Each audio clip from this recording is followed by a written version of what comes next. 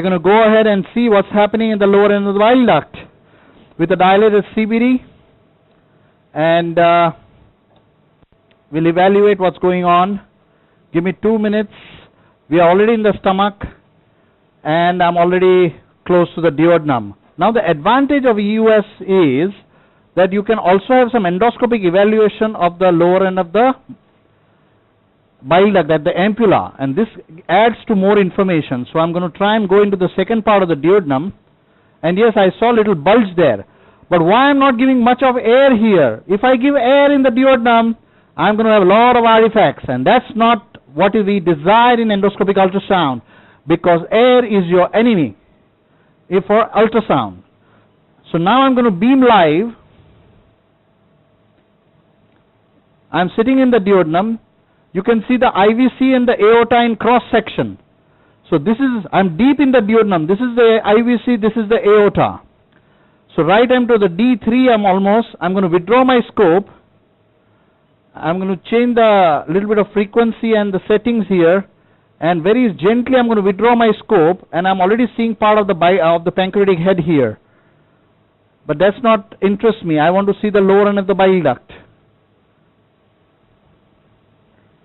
So now we're going to withdraw very gently, and I am seeing the CBD. Now ladies and gentlemen, now I'm going to rotate this a little bit, the image, and you'll be able to see and appreciate. Get me some water, please.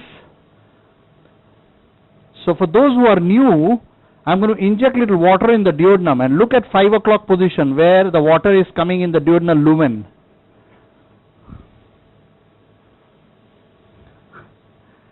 Well, the learning curve for EUS is definitely high. Somebody asked me, but if you learn at Endoscopy Asia, the learning curve perhaps I will say is the shortest in the world. So depending on your interest and your application, now I'm going to show you something. Look at that, ladies and gentlemen. You see a stone with a posterior acoustic shadowing. This is a dilated CBD. This is a pancreatic duct. I saw some mass here at the lower end. Let us see what it is. So in real time, you can see the pancreatic duct there. Can you see the pancreatic duct dilated? Go a little slow. Okay, go a little slow. Okay, we'll go slow. Fine, no problem. But ideally, if you don't do EUS like this, your EUS will never pay you back. That's what I'm trying to convey to all of you. If you do not do EUS at a frantic, very high quality, high speed, you can forget about EUS paying you back. Now I'm showing you the tumor here, ladies and gentlemen, in the ampulla, and this is the pancreatic duct. Look at the pancreatic duct. This is the tumor here, occluding the lower CBD. I'm going to go ahead and evaluate the tumor here. Yes, now you see the tumor, the whole mass there. Now ideally we can go ahead. Patient has some evidence of cholangitis, as you know.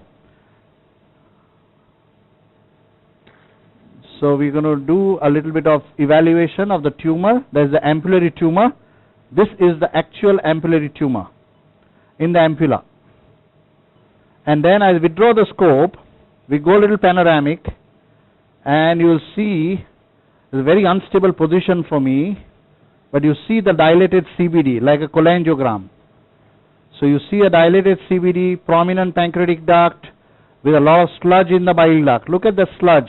This is a floating sludge here because patient has history of cholangitis. So we already have a tumor which is locally invading in terms of duodenal invasion, but I don't think this tumor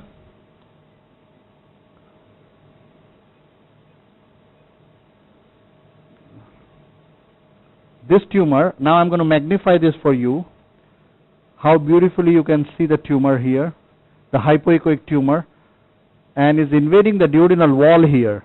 So I want you to appreciate this invasion of the duodenal wall here. So no major vessels are involved, so definitely locally resectable. There is absolutely no doubt this tumor is locally resectable. Now what about the lymph node status? What about the left lobe of liver? That's what I'm going to talk about. Let's talk about that. If I see a lymph node in the celiac artery, I want really to have an answer from the leading oncosurgeons of the world that if you have a tumor in the ampulla with a lymph node in the celiac axis, what are the chance of cure rate here? I don't know, because I'm sure this patient will come back to you with liver metastasis is in no time. Because there is a fantastic study from United States which was presented last DDW that by the time any pancreatobiliary tumor manifests clinically, the hematogenous and the lymphocytic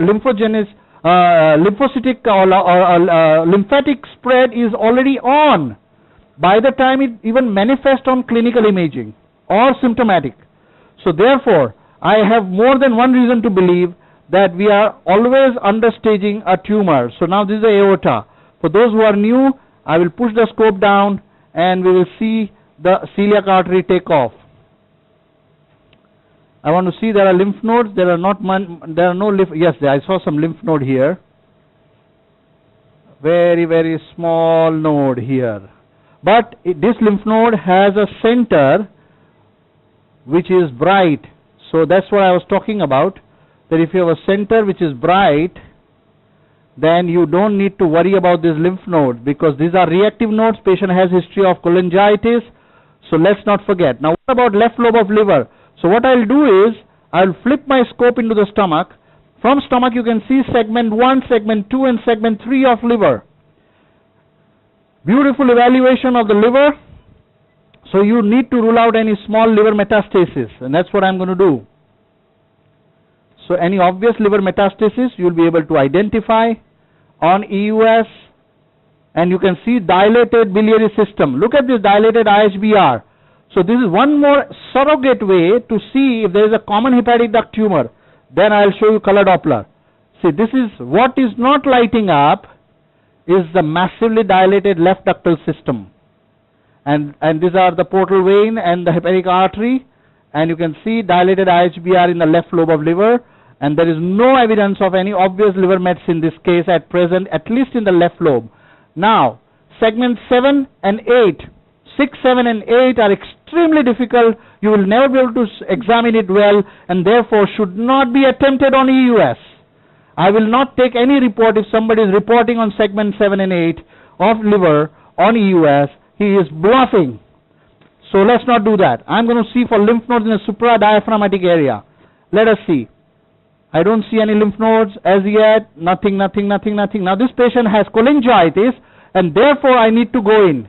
Therefore, I will go and drain the system and take an ampullary biopsy. So EUS, ERCP interface. This is EUS, ERCP interface. This patient will now require, after biopsy, a more panoramic staging and the tissue diagnosis, then a definitive intervention. If this patient had a bilirubin of say 3 or 4 milligram, no history of cholangitis, this patient does not require ERCP. Ladies and gentlemen, this patient after EUS, a duodenoscopic biopsy and goes for surgery straight away after proper staging. Give me a moment. Let me wear.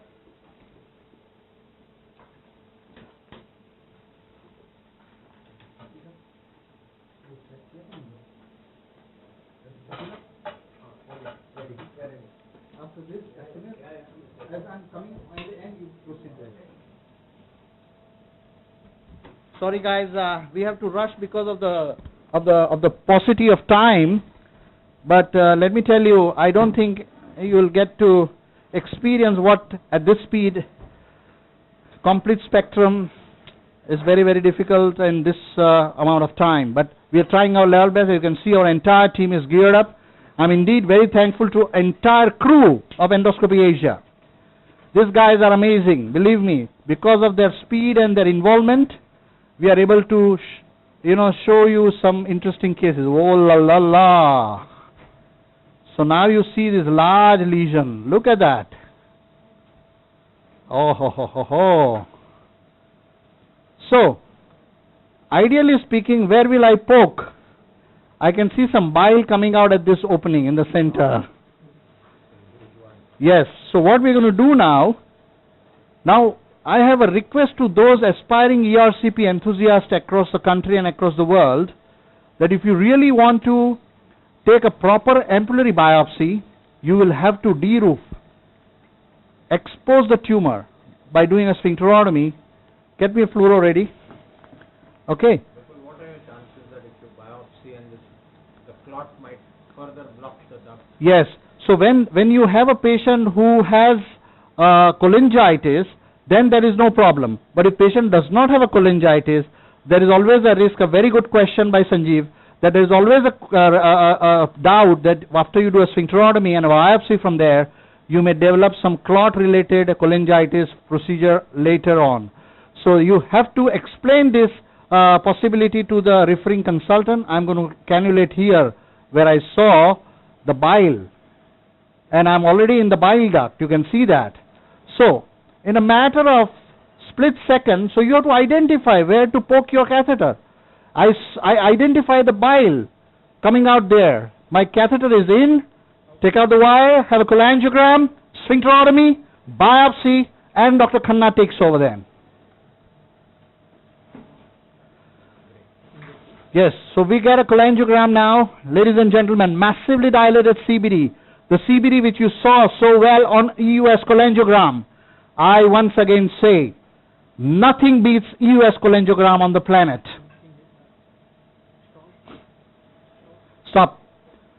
So, we have to do a sphincterotomy here. After sphincterotomy, I will take some biopsy. I'm going to use a double pigtail stent. Why double pigtail stent? Because for some reason, if this patient does not undergo surgery, and with a straight stent, the stent will be covered with the tumor, and you will have very difficult access later on. So, choice of stent is also equally important. Which one you'll choose and when. So this will come, of course, with some experience. I'm going to cut it open. I'm going to cut this sphincter open completely and let the tumor be exposed. It will bleed a little bit, ooze a little bit, but doesn't matter. Yes. So now I have cut through the sphincter. Yes, is enough.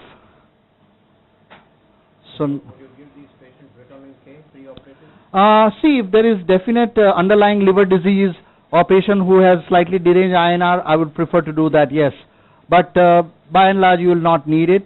What I'm going to do, before I put a stent here, because I'll tell you what will happen. If I put a stent here, the stent will start draining the bile so profusely that I will not get a chance to take a biopsy properly. So every technical step is important for those who want to really learn very high quality EUS ERCP interface. You are not seeing the bile draining. If I put a stent here, it will start flooding the duodenum. And the moment it gets flooded, you will have very difficult time taking biopsy again. So what I'm going to do, now these are the steps which are not written in any textbook of the planet. Or any endoscopy journal, or any endoscopy atlas. Come from experience. Absolutely. So I'm going to take some biopsies, open, and I'm going to take from the cut surface where I've done a sphincterotomy. Yes, bite.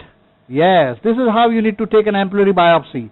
Otherwise, you're not going to get proper tissue diagnosis.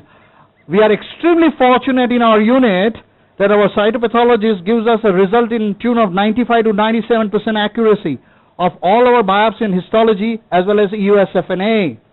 Without cytopathologist, we have a very high yield of EUS-FNA as well.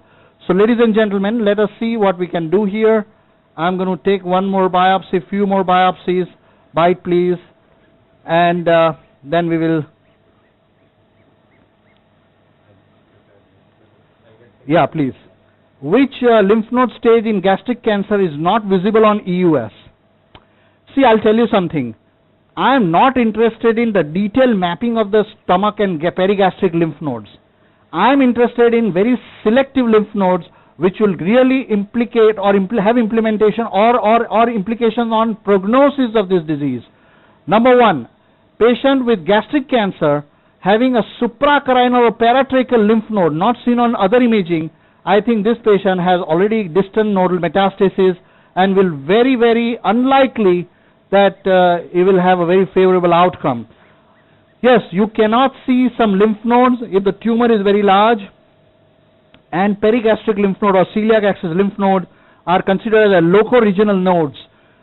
celiac axis node is not considered as distant metastasis for gastric cancers. Let me tell you that, at least proximal fundus and body, but even OG junction or esophageal cancers. So my personal take here, I am interested in lymph nodes which are far away from the primary site. I'm going to try and take a biopsy. Bite, please. Yes. So I've taken from the apex of the cut. And now I'm going to put a 8 French double pigtail stent. Now we all know, I want to discuss one important thing here. Suppose this patient had lymph nodes all over, including celiac artery, and an elderly lady. I don't know what is going to be overall prognosis. In such situation, I would not hesitate to put a metal stent initially, a small metal stent, 4 centimeter or 6 centimeter, uncovered metal stent. Here you may consider a covered metal stent with a mild chance of mild pancreatitis, but there are modified stents available now where you can minimize the risk of pancreatitis even with covered stents, where there is some partial uncovered area in that stent. So what I'm trying to say here, that if patient has a stent placed, a metal stent, then patient can be sent for staging, proper staging, and if the patient is inoperable, then the stent will continue to function and deliver the palliative role. How to differentiate lymph nodes and fibrosis on EUS in case of carcinoma of stomach? Yeah, well, carcinoma of stomach, lymph node, as I told you earlier, if there is a patient who has a lymph node which has central area which is hyperechoic, then I don't think, okay, we are going in now. The first marker has gone up. So now my assistant is going to pull out the wire. The second marker has come out. And I'm going to push the stent out completely. And this is the pigtail here. Now this is what I was meaning. That immediately the bile will start pooling and flooding the duodenum. And this will make your biopsy very tricky. So ladies and gentlemen, we already have a stent in place. You see how the tumor encircles. How many biopsies do you do at your center? Around 4. We have excellent cytopathologists, let me tell you. And therefore, we can take these chances with less biopsy. Now here I'm going to give the mic now to Dr. Khanna, and he will take over from here, and he will give his presentation now while I take a little breather and a cup of coffee. Thank you very much.